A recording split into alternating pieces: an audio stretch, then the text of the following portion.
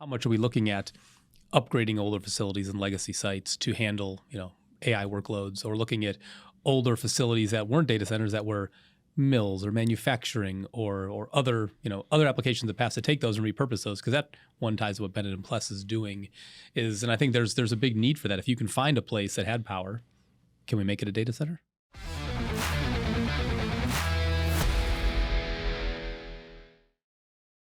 Brian, welcome to the show. Thanks, Dave. It's great to be here. So look, let's pause for a second before we dive in. I got so many things to ask you about. First of all, who are you and what are you doing now? My name is Brian Jabeck. I know that you wish that was more exciting, but I'll work on my That's very exciting. I Brian guarantee Jabeck. you cheers have gone off here and in the... Horns are sounding, yes.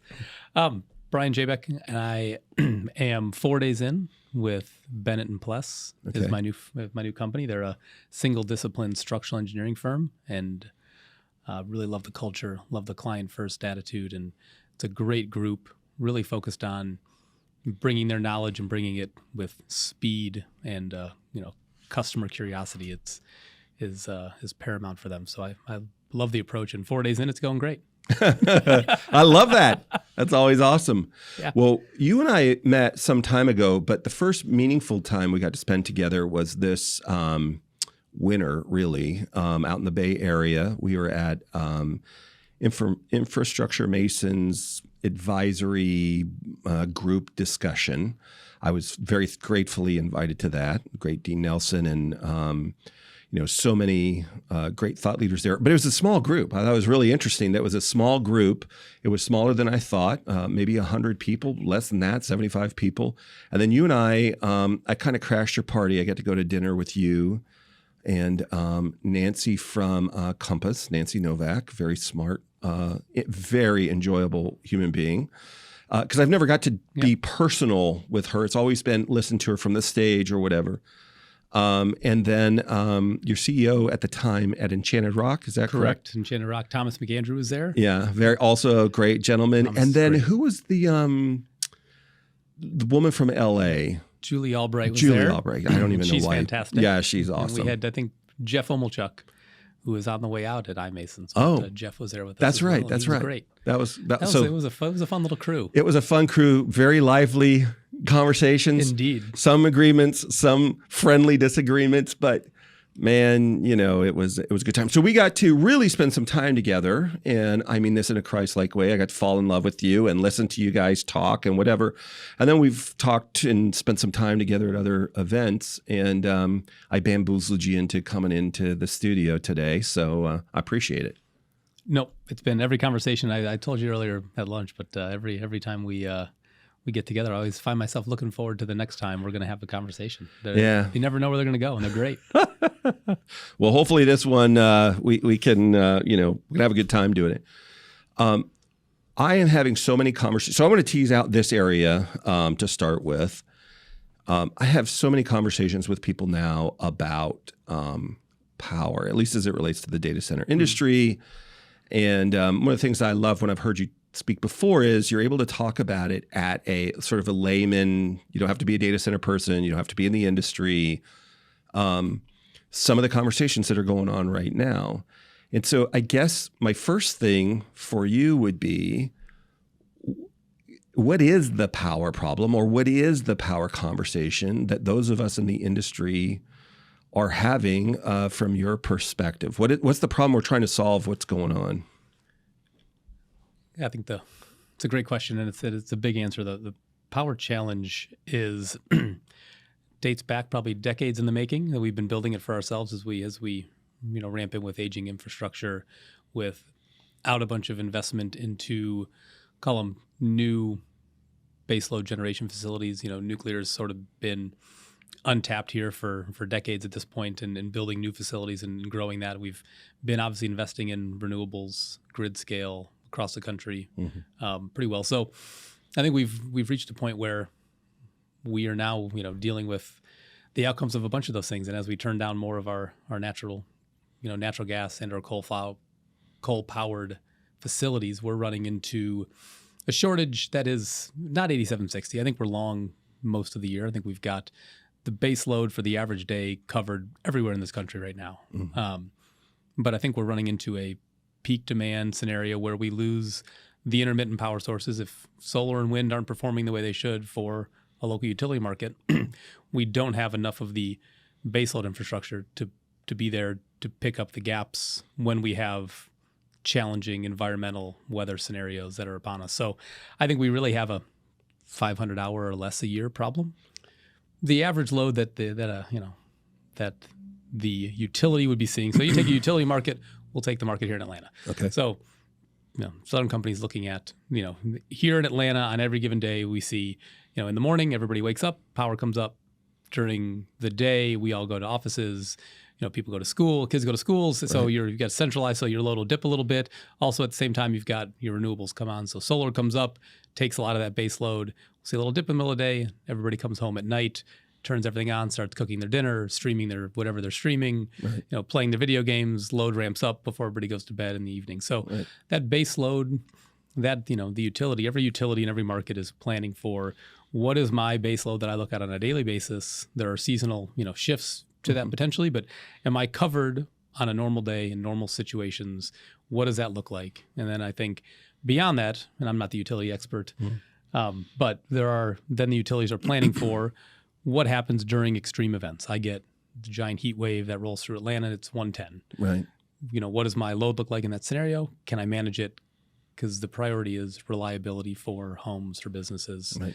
So the heat would cause, like if let's say the load's 10, heat would cause the load to go to a 12 or some number. It would cause it to go up just because all the ACs are running. Correct. It's harder and hotter to make the energy or whatever. Exactly right. It becomes, we need more of that. And then we're actually seeing a lot of worse load scenarios come out of extreme cold events as well. Really? Where things get very cold, everybody's running heat. Yeah. But then, during some of those cold scenarios, I think largely we see right now with the technologies and kind of where things are, we lose a lot of wind and solar. Usually when it's freezing cold outside, your solar may be down, it's not optimal time of the year for, solar anyway, due to angles of the sun, et cetera. Right. And then often in those times we see wind very low during extreme cold events. So you lose a lot of that renewable production. That will be there on the hottest day, right? Your solar's still there on the hottest day of the year. Right. So it's a very interesting, scenario to manage for a lot of utilities.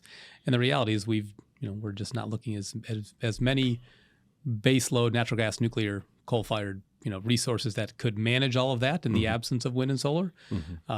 We've got some peak demand challenges right now. Yeah. I have conversations around this pretty regularly. I'm not an expert in it, but I love to have the conversations. And it seems to be multifaceted. You have an aging fleet of different infrastructure, right? Being decommissioned or retrofitted or whatever. Somebody told me, I haven't verified this, they said, there was a period of time in the not recent past where the load was actually decreasing. So there wasn't because we're going to LED, we're doing a bunch of other things to just get more efficient. And then all of a sudden you have this explosion. We'll talk about that, some of that, the drivers of that in a minute.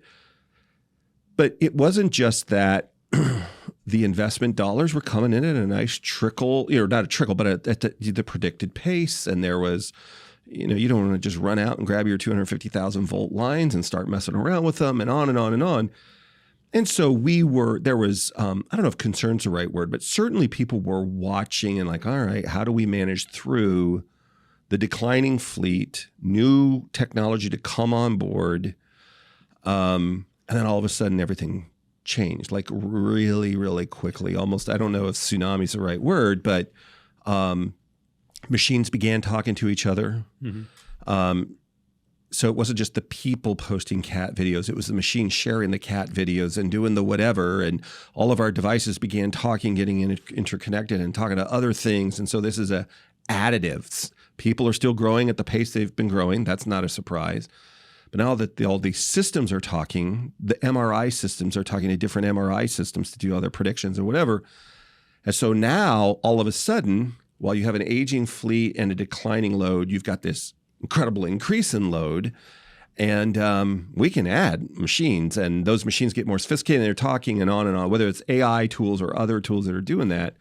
And so now all of a sudden you got this pressure, and so we got to get the technologies deployed, you got to get the finance deployed, you got to get the, right?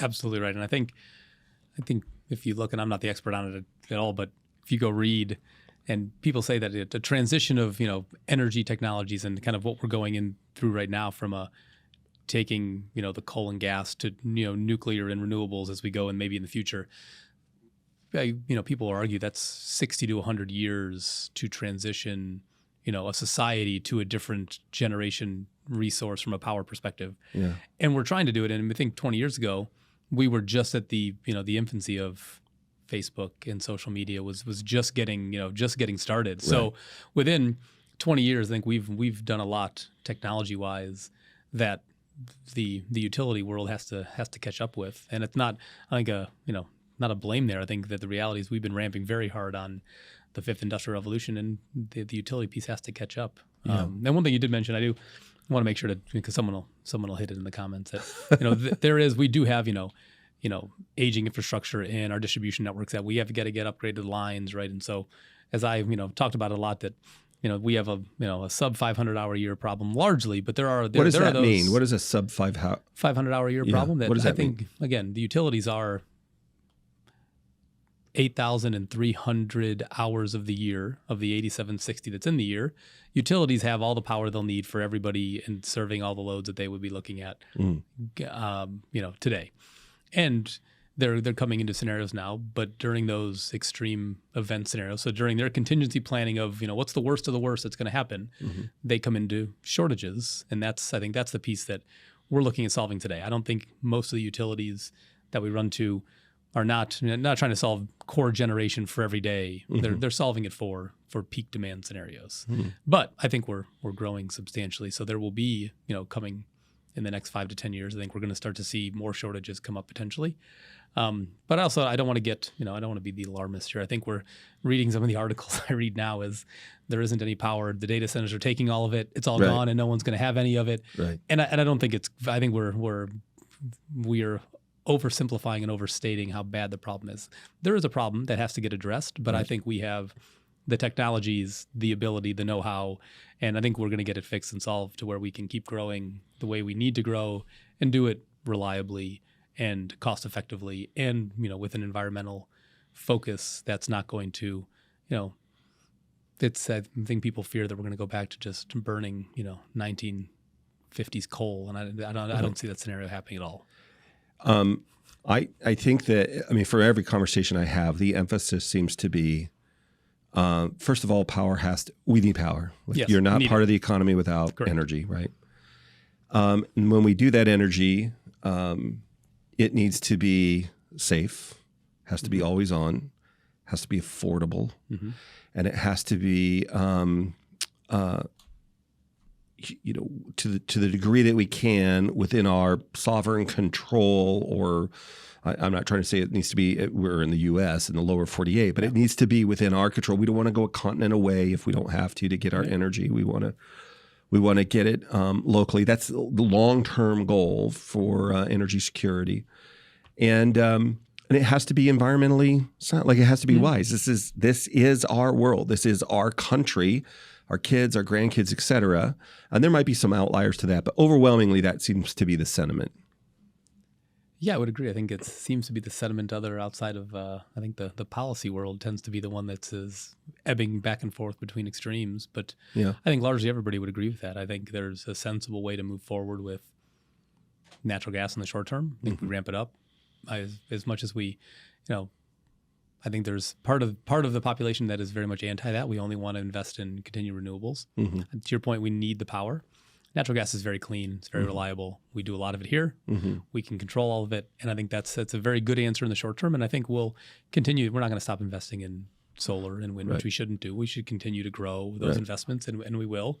And I think the right blend and mix of just kind of marching ourselves forward. And I think nuclear is going to fade in here. We'll see. We talked before about the debate between when, and I think it's probably 10 plus years out, because I think our policy makes things challenging here. So we'll see if we can get get nuclear onboarded faster, but it's coming, and there's going to be some further advances that'll change this conversation as we go. But I think we've got all the tools we need to solve a lot of these challenges in front of us right now. Yeah. Well, the good news about if it's a policy challenge, excuse me while I pick my eye, if it's a policy challenge, we created the policy. Right? These are human. These aren't laws of physics. It's not Newtonian Correct. physics. We're not trying to change. Well, we could do it if we go faster than the speed of light. Well, we don't know how to do that. These are things that we wrote, that we created, that if we needed to amend, we could amend them. Should we have, the will of the people? And so those are probably naively on my part less concerning for me. But we'll see. I mean, it's just a lot of conversation around this topic, which it takes me to the next area I want to talk to you about. So the market tries to respond when it sees a tremendous need and there's a gap, right? And by that, I just mean in the last year, I did not see this conversation happening. In fact, one of my favorite books is up here somewhere, and it's by, I think his name is Nick Carr, but it's called The Big Switch. Okay. And in there, he talks about, among other things, talks about data and electricity. In the early part of the book, he talks about how energy used to be, on site to all the factories, and you had artisan. No two factories were exactly alike. They might be similar, but they had a lot of differences, and so your craftsmen were true craftsmen and artisans, and they were expensive, and they worked on that site. And if there was a problem on that site, well, then you're just down. And that was in the 19th century. And at the turn of the 20th century, they began it with the central station. I think it was out of Chicago. I forget where exactly, but they moved to centralized electricity, centralized energy, and they distributed it from these central plants to the factories. And they showed the efficiency, the ability to scale, the ability to standardize.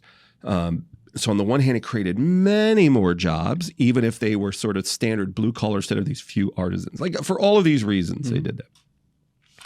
And now we're talking about, just like we were, mainframes went to distributed PCs, and now we're coming back to the cloud and to some of these other things. And so one's not right, one's not wrong, but there's these ebbs and flows as the market sees an opportunity. And one of the things that surprised me over the last year is the conversation around self-generation or something like that. Yeah. Do we build a data center or critical infrastructure right near a power plant? Or do we buy the power plant? Do we work with somebody to bring, because one of the biggest problems, as I understand it, is it's not just the generation, it's the transmission and the distribution. Yep. So where is the momentum coming, and are we overthinking the momentum for self-generation? I don't know if it's still in early stages, but there's a lot of organizations having a conversation around that. Yes, and I don't think I think you're overstating it. I think it is coming. The question is, when does it come? What are the technologies that you want to deploy? And are you the owner operator of it? Are you intending to be a power plant operator as well as a data center manufacturer, wherever your other business might be? But right.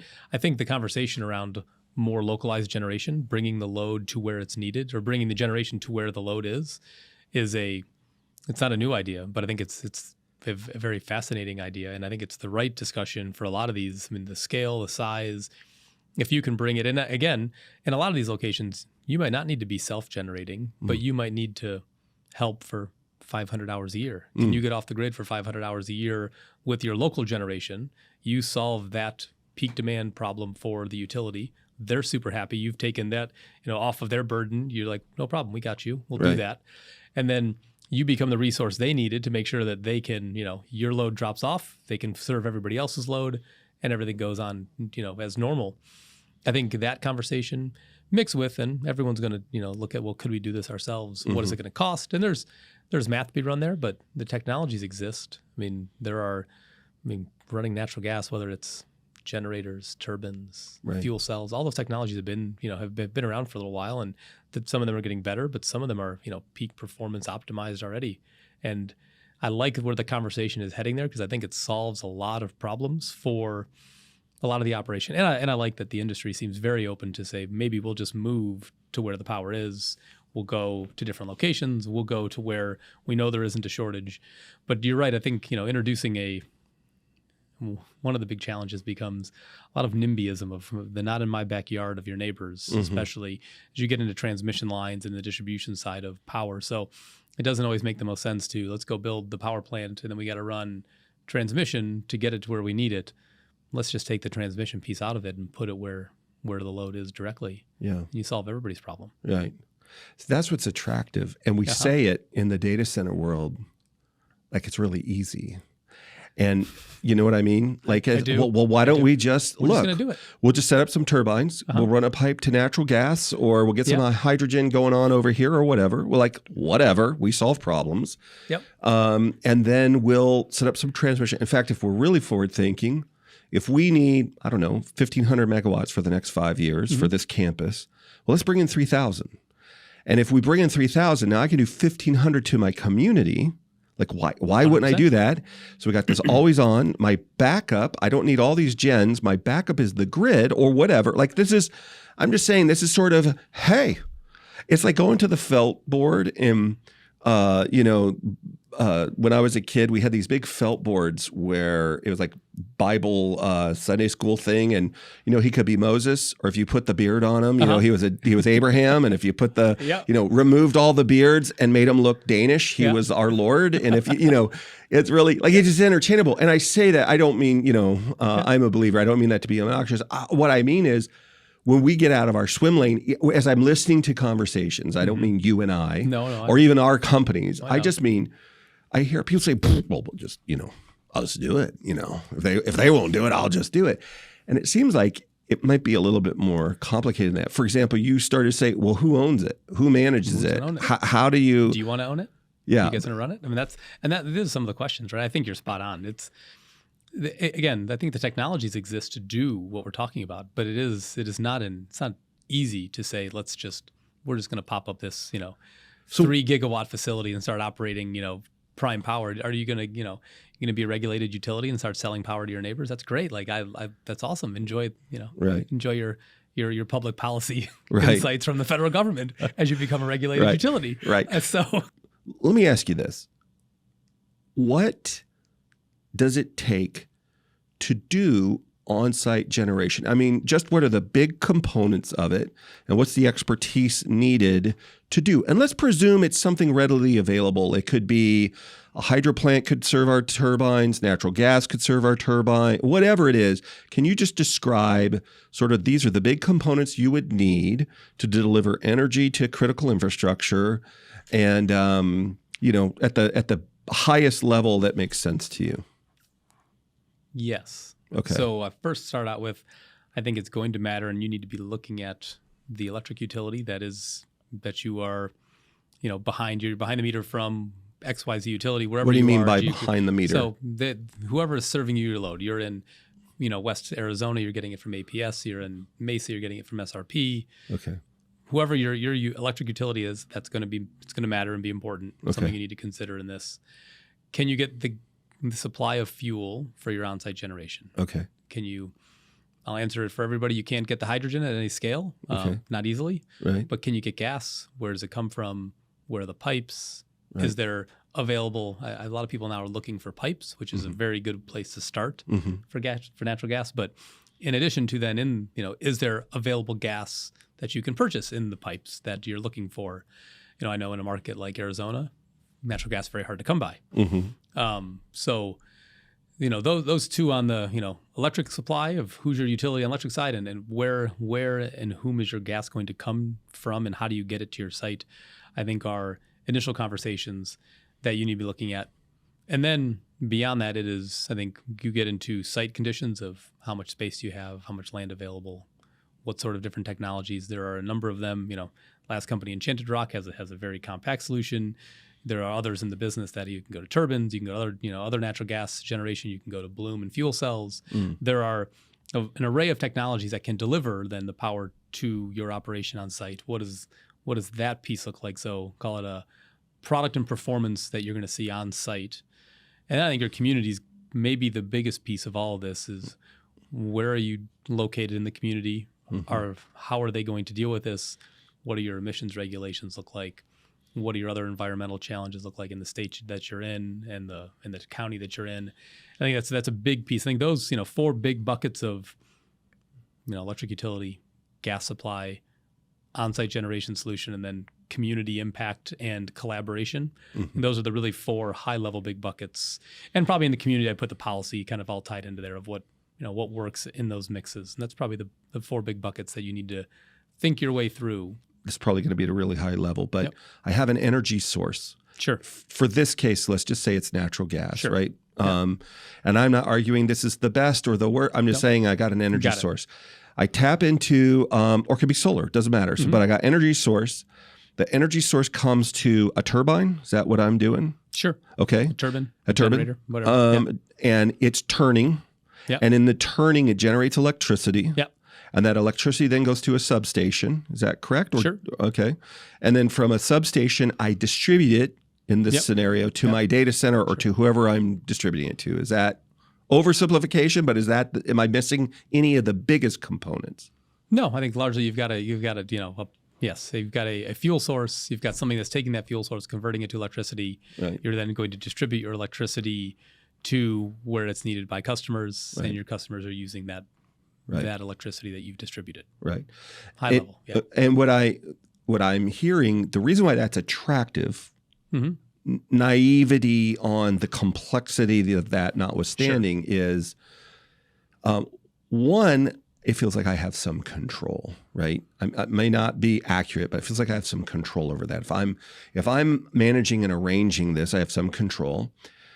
Two, if I don't think the market can respond in time to the growing need. In other words, if I'm a tomato vendor and my providers aren't providing me enough tomatoes, and I feel like, well, if I just buy my own fields and produce my own stuff, and now I have more control. It's not that I wouldn't continue to take from others, but I want to supplement it. Or maybe in some cases, I want to go to a place where there isn't a vendor. I just want to grow my own because it's easier than trying to harvest them in California and then transmit them over to Arkansas or whatever. Sure.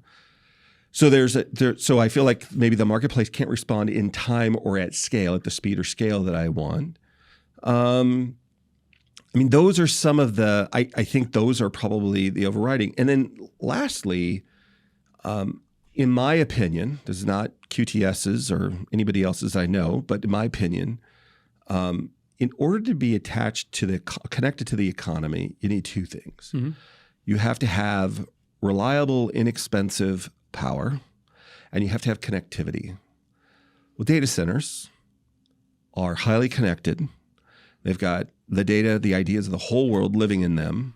If I get this second piece of the puzzle connected to this infrastructure, why wouldn't I want to have part of that in this ebb and flow of history of power generation and control and whatever? I'm willing to assume whatever the complexity is of policy or engineers or whatever, because we're already managing complex, critical, high voltage infrastructure. That all I'm saying by this is the attractiveness of this. In our naivety, it's ooh. Now, whether we own it or not, I don't know. I'm not at that level of conversations, but that's the attractiveness. Because in a lot of the big data centers, we have our own substations. Even if the utility owns it, it's on our property. It's dedicated to us. We know how its reliability and its maintenance and all those other things. And so this is, I'm just hearing from my peers across the industry at the largest level. We're like, oh, this is interesting. Am I misunderstanding the conversation, and what should we be excited about or concerned about? You're on camera. I really like where it's going. No, I'm thinking, I really like where it's going. I think the industry, I know you glossed over the policy side instead. Well, we're coming to it. We're going to come to that in community. And I sit here and say that, you think of the old municipal utility market. When I started at Caterpillar, in 2010, we were selling diesels to a whole bunch of small communities that were their own little municipal utilities. They provided power. They may have gotten power from the greater system themselves, but then they filled in the gaps themselves. They played in some of the energy markets. They sold power back to it, but all that got regulated out. Right. From just a public policy and emissions perspective. So I think understanding I think immediately there's going to be some states you can't do business in. If you want to become that way, Right. I think you're going to have a very hard time. At the scale that you build today, you want Right. to build a 500 megawatt campus. I think there's a bunch of states that you're not going to be able to build that campus in. Sure. So you go to the states who will allow it, Right. and there are some who will. Right. And so I think you need to, decide what is in your future. And I think, scale becomes a bit of a challenge. Can you beat the utility on price? Can you beat them on reliability? Those are questions. Yeah. And I understand there's a challenge with the utilities as they grow. But I do think it is. I do like one of the things I will like for Enchanted Rock. They're very focused on. And who is Enchanted Rock? Enchanted Rock is my previous employer, and they sell resiliency as a service, on-site microgrids, focused on resiliency for the client, and then support of the grid and the utility and the greater community. And I think it was, instead of being a true microgrid islanded all the time off grid, we're going to build our own little island. It was a let's still leverage the utility for what they're great at, which is, most of the time they have very cheap, very affordable, very clean power that they can provide to our site. And then let's help them with their challenges. Let's be an asset that can push power back, can get off the grid, so let's take the best of what they do. Let's supplement it on our local site, and let's give them the help they need. So then we have a extremely optimized system and design.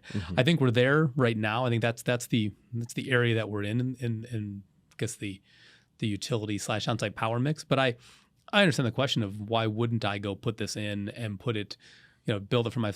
I get the appeal of the question, but I do think the policy side.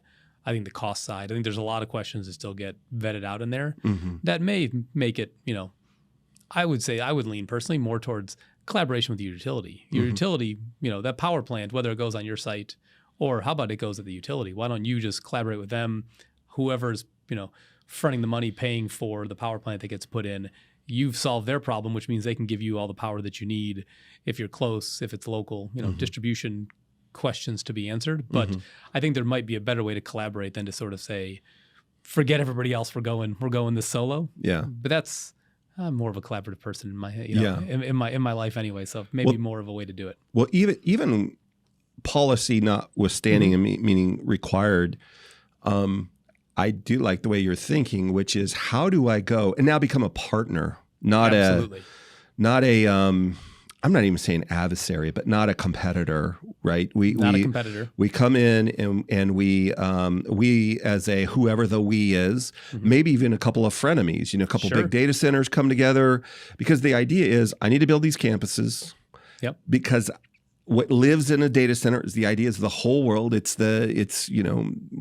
your MRI results, it's your city sewer plan, it's your 911, it's everything, right? The frivolous and the critical, super important, life-saving.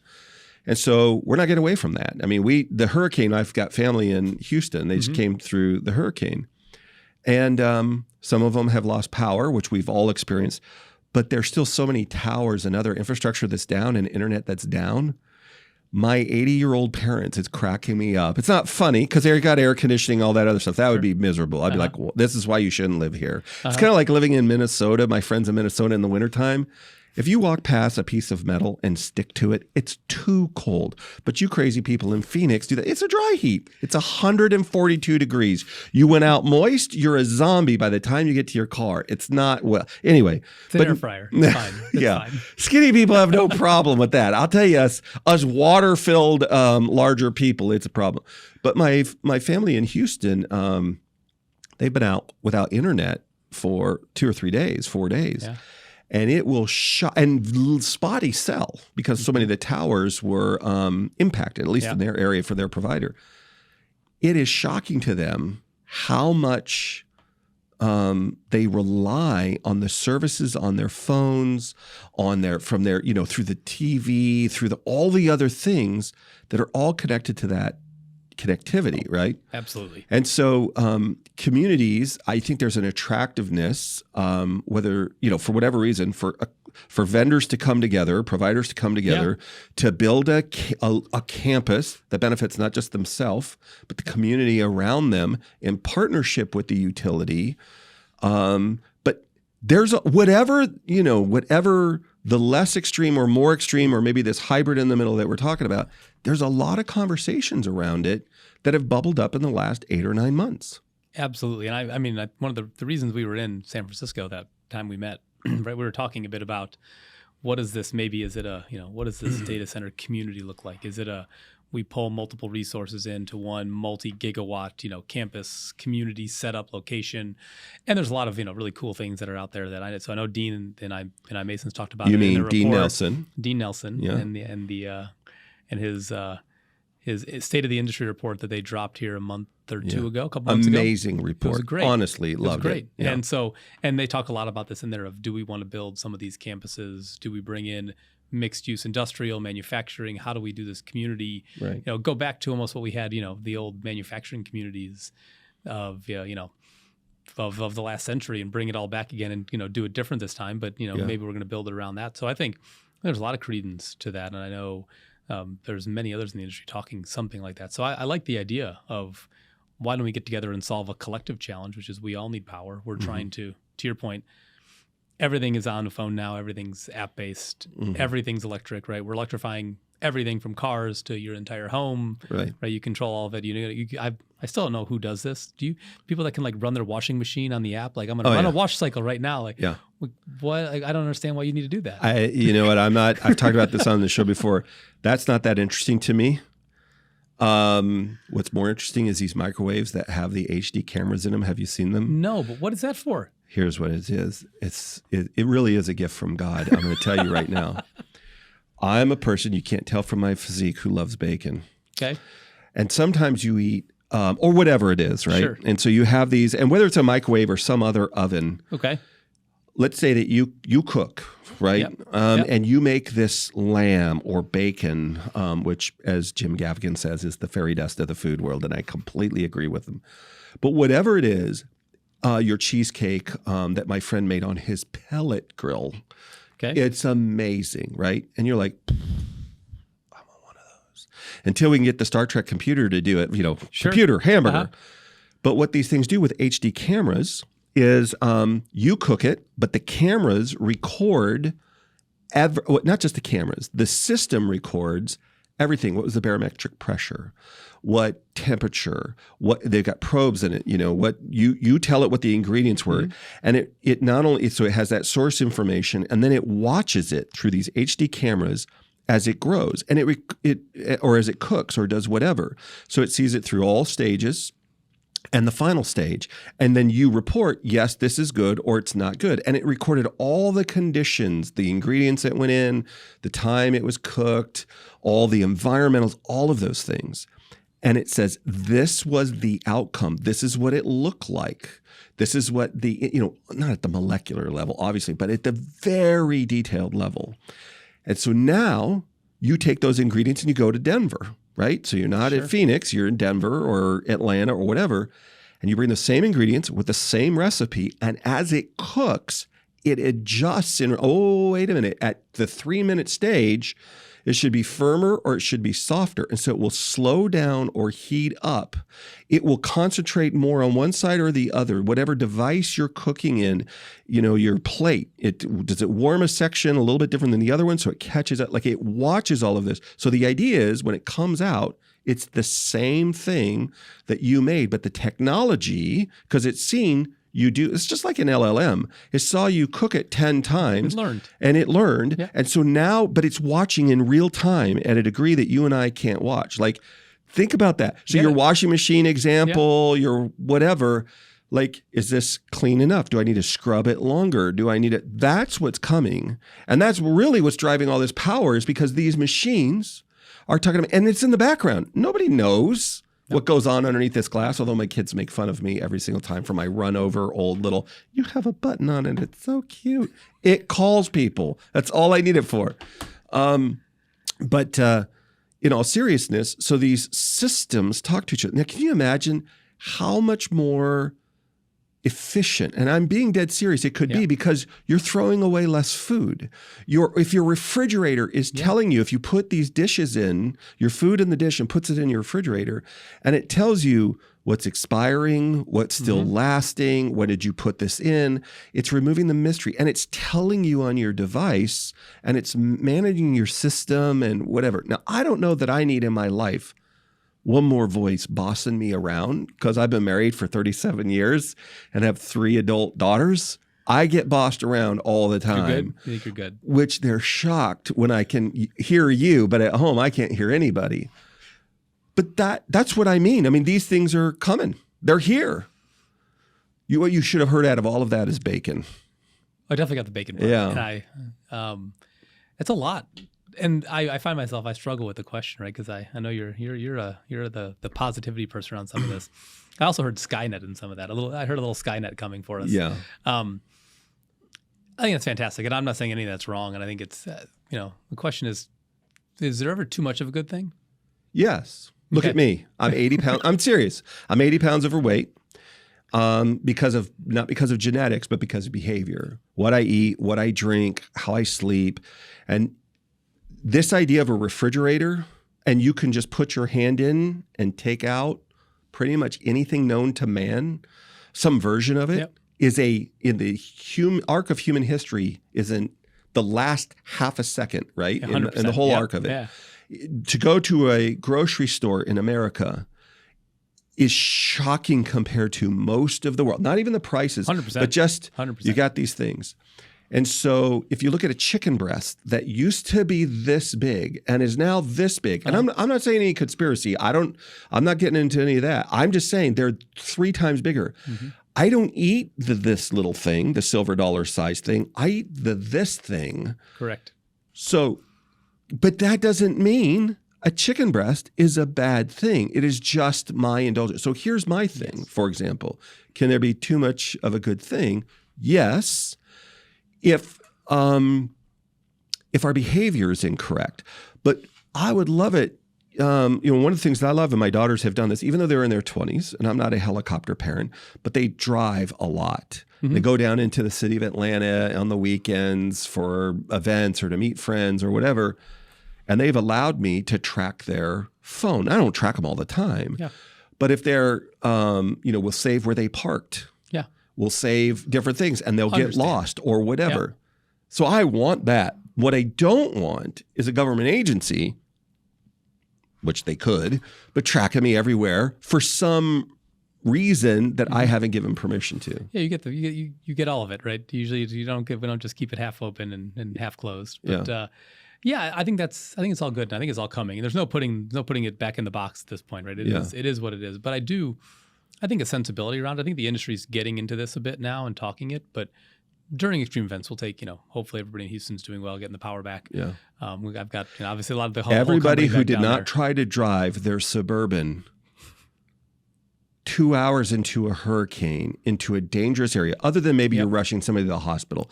Sure. But there's always a group of people, and it breaks my heart in some of these. I don't know if it happens in Phoenix. The last couple times I've been to Phoenix, they've had torrential rain for 3 days. I thought it was the end of the world. It's so bizarre. But in Houston, everybody there knows. It's like New Orleans or whatever. You don't go into the low driving places because that water, when it comes up so fast. Yeah. And that power is so much. It will lift that truck or that car up way faster than you think. That's why the fire department, even with their trucks, are so slow to work their way in, and then they work people out on the ropes. They're very cautious because they know the power. So those people that ignore those warnings got in trouble. Everybody else, I think, by and large, are doing okay. Yeah, I'm thinking about making sure they're okay. But those examples of, I think the industry needs to be sensitive to, during, I love we'll take the camera, the HD sensing of cooking. Yeah. During an emergency, which is going to cause power outages and power challenges, during that, do we need the HD cooking camera, or can we all just agree that we're going to shut that off? Because there are more things that we need to power that are priorities during, major events. Right. And I know that there's the capitalists out there and, a bunch of the big companies wouldn't want to hear it, but in some of those events where it is a power, there's a generation problem that a community needs, I think we need to be very sensitive to prioritizing what is needed versus, does everyone need to have access to everything that they have access to during normal conditions during some of those worst times? Yeah. And I think that's a place where we can be very attuned to just supporting the local community and saying we'd be happy to shut off some of this because we don't need it right now. Because there are more important things that we're trying to power and the grid needs our help. Yeah. How do we support it? I wouldn't want the government to control that. That's the libertarian in me. But here's what I think would be really cool. Agreed. If my phone, when the battery gets into a certain condition, 100%. At its age, it's every 30 minutes, but it lets me go into low power mode, right? Yeah, exactly. So if you had the ability either to tell it to do it automatically or you could do it manually, go to low power mode for whatever. So I've got this super efficient house, right? I got all the devices are connected in their little microgrid so that it's adjusting the temperature of my home while I'm sleeping in real time, just like what I want the AI to do to my data center to keep the valves moving in a certain way. And I think the benefit of all of these things we talked about, and by the way, a lot of these devices are super low energy, but whatever it is, right? We go to, hey, look, just the bare necessity. Now, my bare necessity, if I'm 75 or 80, I may not be able to tolerate 85 degrees 100%. In the house. And if I'm 25 or 30, it may not be the most comfort, but I can, right? But here's what I'm saying. If that's tied back into a report infrastructure, and now you report back to the community, look, well, we were all supposed to go to low power mode. These people or this person or this home didn't. Why? Now you explain to your neighbors, why did you eat 3 loaves of bread when everybody else was rationing bread? Now it may be because I got twins, and here's the thing, and we needed water or bread or whatever. Right? We managed through that as a community. But at least you have accountability with each other on how you're consuming those resources. Now that I feel much better with. Justify or get your own. Like when we have a drought in our area, you cannot water your lawns unless you're on your own well. Some people have their own well and they can irrigate it. It's their own whatever. But you can't use the other stuff to do that. And so we hold each other accountable. Man, that's my drinking water too. I don't know. I think there's a path there. I am generally an optimist. Yeah, there's a path. But if we don't hold each other accountable for how we use these tools, for sure, it could get away from us and we could be manipulated. But I do agree the government piece of that, it gets a little scary, and who's going to dictate it? It gets tough. It's tough to manage. Yeah. Well, let me ask you about this. I'm not familiar with this term. Just to wrap up on power, tell me if you know anything about this. Advanced reconductoring. Do you know what that is? I don't know advanced reconductoring. So maybe you know it by another name. Yes. I'm just learning this, but it is where they take the existing transmission lines and they change them out with new material and new lines, and in some cases they're up to 40. They bring up to 40% more capacity. Okay. So if that line was a 100,000 volt line before, it's now 140,000 or whatever, and so you don't have to replace the towers. You don't have to replace the infrastructure that's already there. You're just I'm just replacing. Somebody said, I was like, dude, you're just replacing the roof like it's tiles. I did it in high school. Yeah, go up there. It's July or August in the South. Get your, beautiful frame up on the roof and let me know how just doing the roofing goes. And oh, by the way, all the cleanup. But that's what they're talking about is this. I'm not familiar enough with the technology, but have you heard any of the conversations around this idea? I'm not around that specifically. I mean, a lot of conversations on knowing that we need to upgrade the transmission network, throughout the country. And I think that goes for everywhere, every location. And I think we've got a lot of investment to make in that area. And I think it's something we have to make. If there's this is a more efficient way to do that, while we're repairing, replacing up, we're also getting an upgrade out of performance and getting something more efficient. Right. I think we'd be all for that. But I think this is where, communities, states, government are going to have to get aligned because there's a lot to do, countrywide on that front. Yeah. That's going to have to happen. All right. Last question in power, unless you've got more. With all of this talk about power and utility and possible scarcity, from your perspective, with your experience of the last many years, do you think it's likely in the next 4 to 6 years that we're going to reach, and I don't mean regional, like there might be a community that reaches for some power and it's just really scarce for whatever reason. Do you think the the grid, quote unquote, recognizing that's a complex thing. But as a country for critical infrastructure, we're going to go reach for some power that we need 3 or 4 years from now, and it's just not going to be there? Or is that because some people are really concerned about, before we get to the community, I don't mean communities, I mean in our industry, which is where the self-generation idea comes from and some of these other things. Do you think that's likely or not as, or overstated maybe is a better way to say it?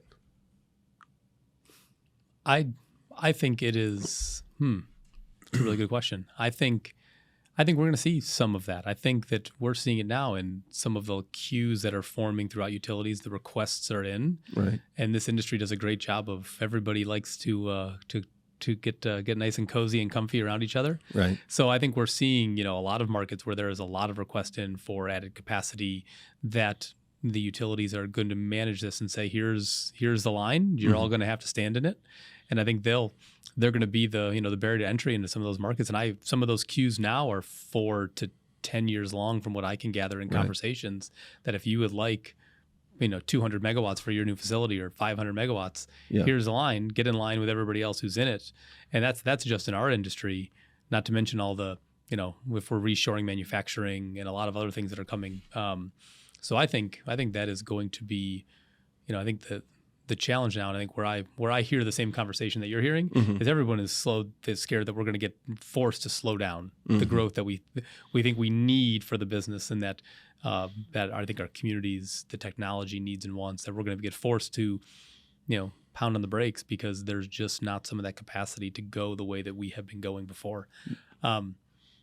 I think that might be a true statement, that things are just not going to be as much and as fast as we want. Do I think it's zero? I don't think it's zero. I don't think there's nothing available, but I think there will be less than we're hoping is available for some of the growth that we want. Certainly it will be, it could get scarcity in some markets where it is, if this is in, for the 911 system or something, whatever, for sure we have the ability to do that.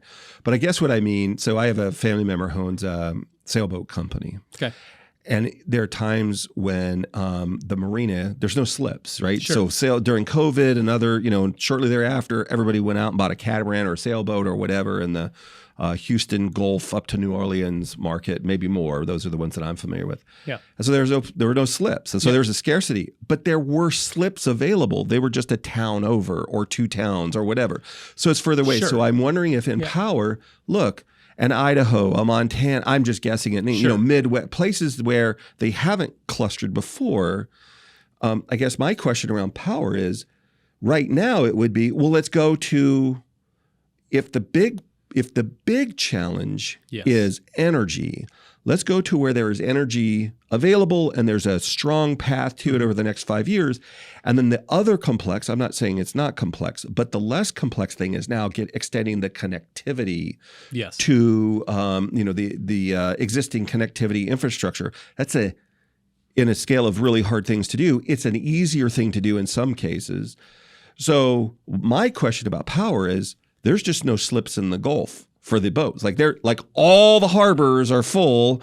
There are no more harbors. There are no more slips until we dredge out and make new harbors. I'm wondering if there could be a time in the next 5 to 6 years, because we're guessing at all of and I don't just mean our industry, I mean reshoring manufacturing, all critical infrastructure. There is no Toadsuck, Arkansas. There is no sub-community in Alabama or in Michigan that has another 200 or 300 megawatts. It sounds like you're saying, I don't know, you may have to go to further away than you expected, but I doubt that there is. We're all sort of shrugging our shoulders. There's no drive-in. I don't know if we get to all out, right? But I do think we're going to go to new markets. I think we're going to have to grow the way we want. And there's long lines in certain ones, and I think I do have a concern that some of these markets that we're going to are smaller markets, right? And you bring 1 gigawatt data center in, you've probably taken all the capacity that would have existed in said market, and then they're back on we need more generation. But utilities will respond. I mean, utilities, they're methodical. They're going to move slow. They're going to do it right, be safe, all that sort of stuff. Yeah. But they will move. They will move. Like you will get onboarding of gas generation. You're going to get more of it. Resources will come on. Nuclear's coming. Right. Whenever we can figure out how to ramp some of that up. I know it. It'll be here soon. So Right. it's one of those that we're going to add more. We're going to move to new markets. I don't think we get to a place where there's nothing. There's nowhere to go in North America that we couldn't find power for you guys to continue or others to continue building in the Right. business. And I have one power question. Yeah. Just as we're doing it in the space, how do you see the industry looking more at either upgrading older data centers that may not be as efficient? We have space here. We know we still want to use that white space, but where does the upgrade of older technologies to say be a bit more robust? Can we do more with this here? Sometimes you've got some of the power already in place at that facility. If you made a 25% upgrade, may get you a bunch of resources you need. Do you see that being a focus area for the industry, or is everything at capacity and we're looking for new only? It's absolutely a focus, but it depends. It's a focus with an asterisk, and this is what I mean. There are so many workloads now that do not need liquid cooling. 100%. There are so many workloads now that that do not require, like they're running great, and they serve the needs for that big enterprise or whatever. What's stressing the system, from my perspective, on the need to either redesign an existing infrastructure. So when we say existing infrastructure, this is what I mean. It's a fully operational data center. Yes. So it's in production. All of the systems that are running in there that are serving the needs of the eyeballs around them, the variety of things that we've talked about, the frivolous and the life-saving and critical. So they're all in operation there. And if there's one thing that people do not like, it's for you to come into a fully operational environment and say, you know what, we're going to start swapping things in and out, even if you've got a plan. Like the scariest thing for my customers that love our operational maturity, because we are spectacularly operationally mature. We know how, if this was an aircraft carrier, you would love our aircraft carrier. Like we are on the spot. We do nothing else. We know how to design, build, and operate this infrastructure in a spectacularly safe, always on scenario. That's our bread and butter. And now we go to them and say, preventative maintenance this week. Now they know that we have all of the redundant systems and we've got all these other things, but it's there, you can't help but introduce, you cannot engineer to zero a risk.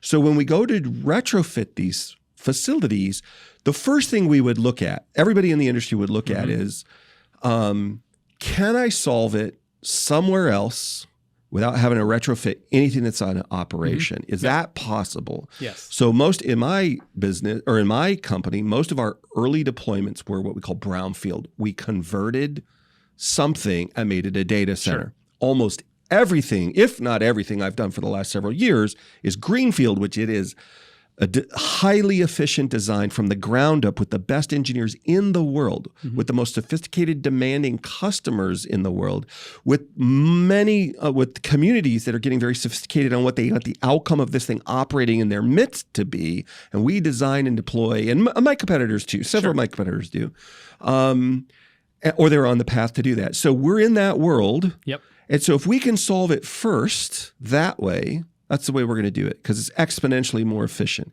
But there will for sure come a day. So as we're talking about AI loads, without going into it, because I've talked about it before in the podcast too much, you have AI training and you have AI inference. Yes. Once the thing's trained, it needs to go into production. It needs to go do its job, right? Yes. And so those aren't big, giant loads. Those are usually smaller, focused things that would come into a legacy data center. So I might have to convert a section for the cooling, for the power, for the whatever. But here's what's interesting. In these legacy data centers, when we talk about more power or more density, we're not usually talking about more space, right? These things do not, in that same 8x8 space, I can get 8, 10, 20 times more compute out of it than I could before. So that's a very small condensed box, but it's just the temperature of the sun. So I've got to, manage that heat and do something with it. So it's coming right now. It's direct pressure in some markets for sure. You'll see that. In a lot of markets, if it's training, which is where the most pressure, those are going in the market. They don't have to be close to eyeballs. Yep. They need access to them, but they're usually not super latency sensitive. And then whatever they've trained, those little deployments will go into legacy regional data centers all over the world. And they might have a data hall or a segment, but it's just the progression of that is eventually, just like your cars, as cars start coming out on the assembly line with first safety glass, and then seat belts, and then halogen lights, and then airbags. Eventually you work out the old. Sometimes it's so critical, it's mandated that you replace the old. You cannot keep them on the road just in the interest of public. And we may come to that.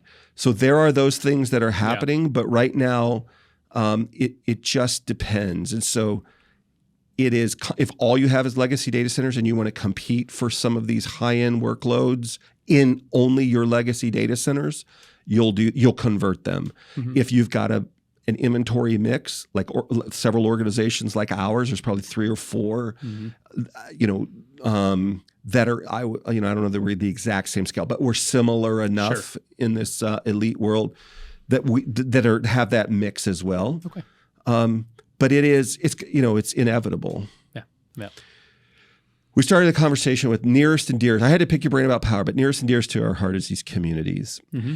And so when I say community, there are a couple things that I mean, but the first thing I think about is I want to attract people to my industry. Sure.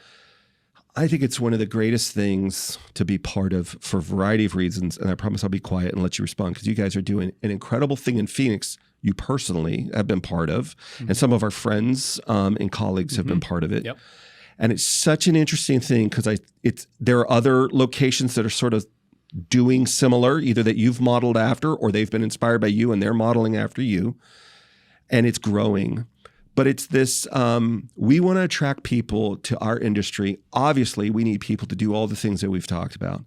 But I also want the whole person. I want to give them a great job with a long career path so I can create a tax base that supports their community and them and their school and all those things. And that's not Pollyanna for you and I. That is near and dear to our heart.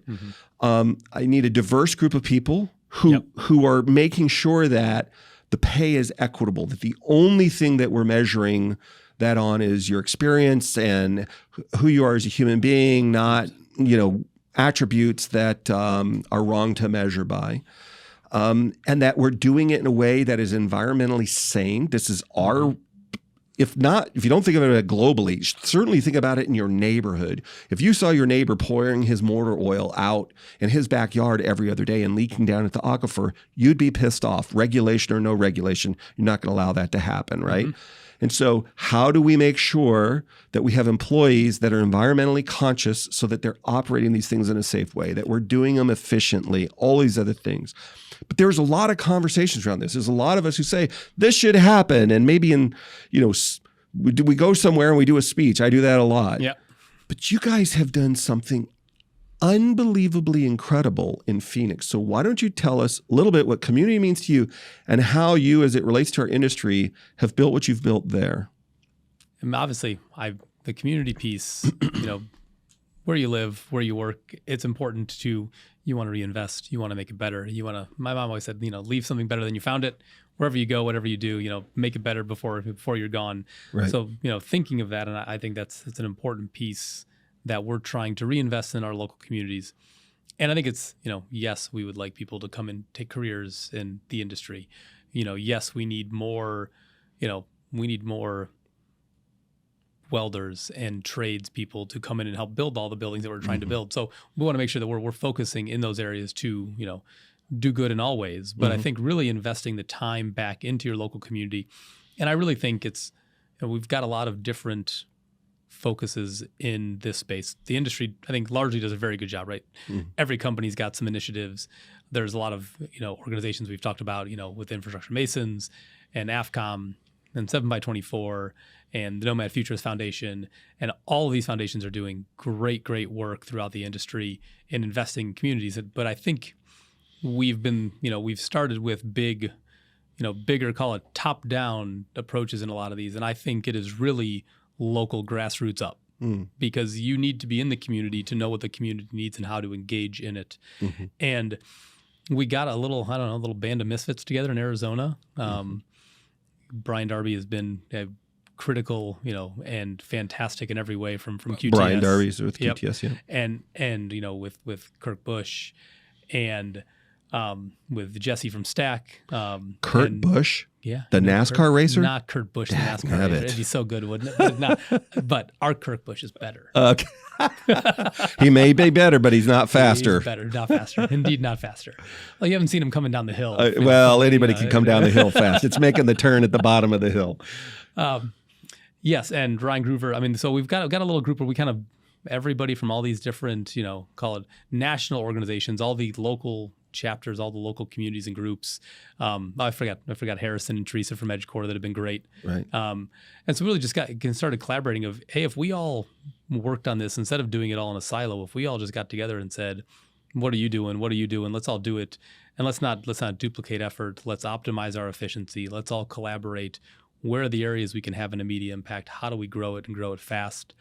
And put a plan together and started working on it. And Brian has taken, Darby has taken this really bull by the horns, and he's run with it locally. And we've gone from, a year ago in end of Q1 we started, and a year later, we're looking at, degree courses coming out of the community college network. We leaned on TJ Saccone from Stack and some of the foundation work he's done in Northern Virginia. And it's really just that sharing amongst, I think we've taken all the ego out. It's not about who gets the credit. It's not about, what organization's on the top line of whatever gets done. It's right. Let's just all get together and do something good and see how much good we can do, and let's challenge ourselves to be better and grow it. So we've got some great stuff we're doing at community colleges. I'm going in and speaking at the end of this month, at the end of July, starting to do watch parties at the other campuses for the universities, trying to get into mentorship, talking about pushing down into the high school level now. And so it was just an all-in focused effort on what can we do that will be an impact here, and how do we achieve it? And then you've got to find, I think, the local doers to go do it. And so every community, there's nothing proprietary in this. We're happy to share it. We're happy to talk about it. We do it. We talk about it in a lot of other locations. And as long as you've got a group locally that wants to have that impact, then you're going to have that impact. Yeah. And, don't recreate the wheel. Talk to your states, talk to your communities, see what they've already got in place. Because a lot of these states have the same initiatives and programs already there. So let's all just come together and say, how do we do something great for our local community? Now, do you guys have a name? We got ourselves Are you the Weebles? Are you? Yeah, that's definitely it. We're the Arizona Data Center Alliance is what we're calling ourselves. A little different. Do you have a website or an email? We're working on the azworkforce.org is just getting its footing underneath it. Okay. So we're trying to centralize job postings and a bunch of other things that are going to really focus on what is best for this community, our contracting and trade and building community around it, and then what's going to work for Arizona. So there's a lot gone in. I think decades in the work. I think this is Kirk, our Kirk, the better Kirk, has been investing. He's is it Kirk KIRK? KIRK. Oh, okay, I misunderstood. It's okay, it's close enough. But he's been laying this foundation for years. So it's been really great to see it come together, and the group of people. I mean, the best part is I get to go collaborate on this with a group of awesome individuals and people that have become friends, and they're great to work with. And it's just been a lot of fun. Yeah. One of the things you said there earlier, you work with the local officials and state officials. That could be very intimidating to somebody listening to this. They wouldn't know who, like if you're going to work, if you want to connect with a community college, for example, what department would they reach out to? Do you know? Is there like a an office of community relations or? Yeah, I mean, absolutely. I would say I would start wherever you can start, but they've got some sort of outreach. Oftentimes within a state, there is a community college network. There's somebody from the state that would be running a statewide initiative around community colleges that you may be able to tap into, other .orgs that are in the space. And I would say if you need help, then I would say, specifically in this industry, reach out to Nomad Futurists, reach out to iMasons, reach out to myself, call Brian Darby. Any of us would be happy to say, we don't know your state and how what the outlay is, but there's someone that we know within this industry who's dealt with the right person at the state level that we can absolutely tap into that. Or they could even connect with you, and we'll make sure we have links in there, 100%. And say, hey, 100%. Who did you guys work with in Arizona? Yep. We worked with so-and-so. Then they can connect with so-and-so at the community college or university or whatever, and they say, the office that you're looking for in Missouri or in Atlanta is this kind of, it'll be a department that looks like this. Shoot them a note, or I may even know somebody. 100%. And largely, there are, with a lot of the chapters, right? I know the iMasons chapter is better because that's the one that this started under with iMasons there. So the iMasons chapter in Arizona, the one in Nova, the one in New York City. What's Nova? Northern Virginia. Okay. But the one in, so you get tapped in, there's a lot of people here that know a lot of this. The work's already started. And I think a lot of this work is already happening. And those groups that are trying to make this change and difference, they need you, the listener here, who wants to put the effort in. They need someone locally to help put in the effort. That's the part that is, the human sweat element to this is what's needed more than anything else. I think we've got the people that can do it. We've got ways to fund it. We can do all the things at the top level. Right. But it's really the feet on the street to go make a difference. That's the people that they need. Yeah. So hopefully someone's listening today and goes and figures out how to get involved locally and make a difference. Yeah. That's always true. I heard a saying once, the harvest is full. Where are the harvesters? It's important. But let me ask you this. So why, when we say community and you're working with all of these organizations, what is it that you're hoping to accomplish? Are you hoping to make the community like our industry more? Is it to attract talent to come to the industry? Is it to influence policy? Why go through the effort? I would say that everybody's got probably their own motivation, but for me, it's mostly about personal connection. I'm the kind of person who likes to connect with other people. You find you have commonalities that you never knew you'd have. You learn new things about yourself when you do it, and you're able to help somebody as they're making their journey through life. And I think that's the connection that happens through some of that is some of the most rewarding and most important pieces of it. I think mentorship and local community are things that our society struggles with today, and we have a lot less of it than we used to have. And so trying to find a way to build a community locally where someone who's coming up that's 20 looking for what's next, or 25 looking for my first job didn't work out, or 40 and looking to make a career change, trying to connect with that person, help them find part of the path. That is I think a lot of that's God's work, and a lot of that is the important piece that we've lost in today's society, that people aren't mentoring the way that they used to and helping those around them. So for me, it's all about that. I haven't got to have a personal conversation with TJ around this specifically, but I have with Brian. It rings similar, but with Brian in his detail, he's like, look, I started off wanting to connect with kids I felt would be disadvantaged for a variety of reasons. And now it's just kids. It's those and whatever. How can I connect in my community with human beings, whether they look like me or don't, that are especially that community college crowd, whatever age they are, that are, man, I'm trying to figure, it's like when I was 18, I didn't know what I wanted to do. All I knew, I was completely arguing with my dad. I hated authority. I was in trouble all the time. So my genius move was to join airborne infantry to escape authority. Out, didn't it? Not really. I had Velcro on my stripes. I got introduced to wall-to-wall counseling, and I did push so many. But my sergeants used to say, "McCall, you do push-ups till we get tired." It was but my point is that there's so many people out there, either that want to make the change or they're just not sure. And we need human beings. By the way, you don't have to be a trade. You could be, pursuing, be a paralegal. You could be a marketing. 100%. You could be a groundskeeper. These are fully operational Death Stars. We need all folks in here to help us, environmental experts to help out site selection and community outreach. In all of these things. And this is not Brian's primary job. Brian's got a different job, but his heart is to help human beings connect And he started off like that. And so that was what attracted him to this group of people that have overlapping motives. In that at the edge, they may be a little bit different, but in the core, they're the same. 100%. And he just started, well, I don't know. I'll just go over to the community college and say, hey, I'm a data center expert. We're always looking for people. Can I come in and maybe help teach a class on what is a data center? Why is it important? Who, blah, blah, blah, blah. And maybe if you're looking for something, these are the kinds of things, I'm doing podcasting from a data center, So it's fantastic to see human beings do that. And so Phoenix seems to me, along with Northern Virginia, to be pretty sophisticated, all things considered, in developing these community outreach programs.